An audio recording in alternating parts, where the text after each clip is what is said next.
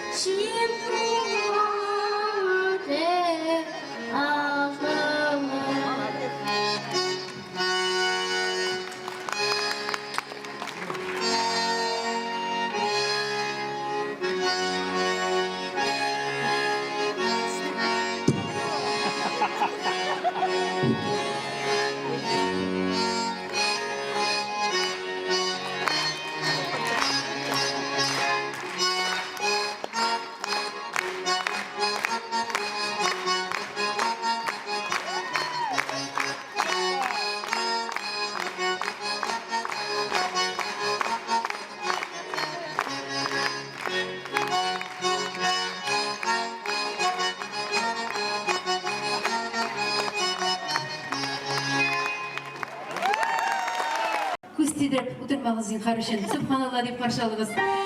Jırlayım hani türünde, hanilerimiz sizin için.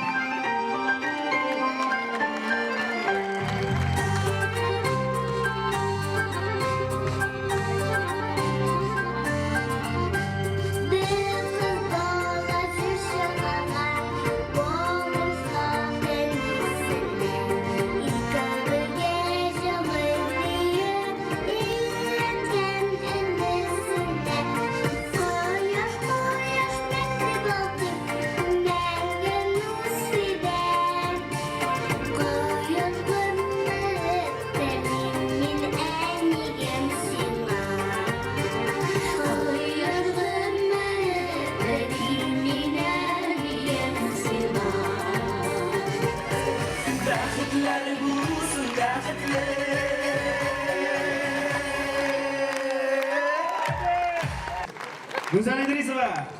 İlnas bak. Tam Kamil bak. Oğlum sıfırda tugul ol, çaylakla. Oldu.